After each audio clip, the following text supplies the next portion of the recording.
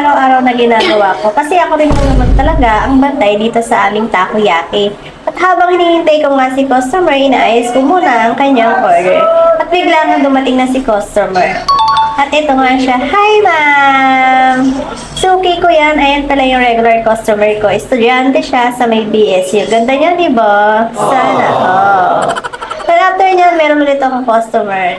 At dahil tapos na tayo mag-search sa mga customer, ayan naman ang peg ko. Naglilinis ako pag walang customer. Ayan ang outfit check natin mga best. O, di ba?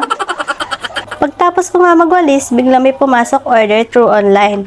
Ito nga palang ginagawa ko ay for delivery. May rice meal din kami, bukod sa takoyaki mga best.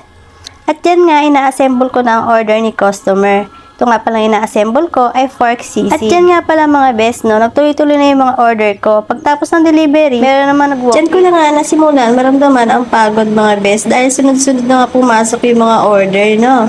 Yan nga pala si sir, regular customer ko din yan. Siya ay prof ng BSU. Regular. May ano lang yun.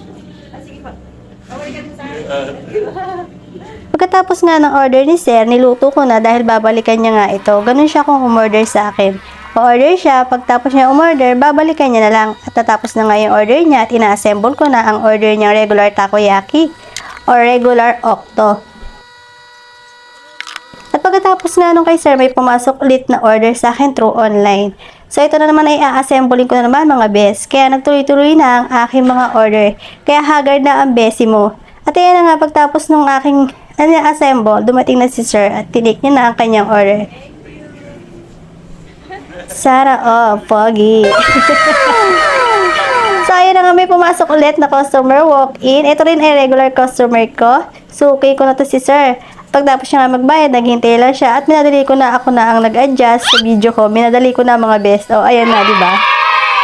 Pagkatapos nga ulit ng walk-in ko, meron na naman pumasok through online for delivery naman natin mga best. So, ito na, ina-assemble ko na ang dalawang pumasok na order natin for delivery to mga besi ko.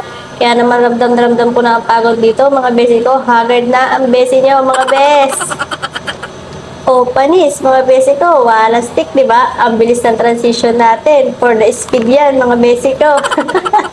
Baka pag hindi ko in-speed to, bago pa tayo matapos dito, mga besi ko. Kaya naman, in-speed ko na para mabilis tayo matapos, mga besi. Para hindi naman nakakaantok ang video natin, mga besi ko.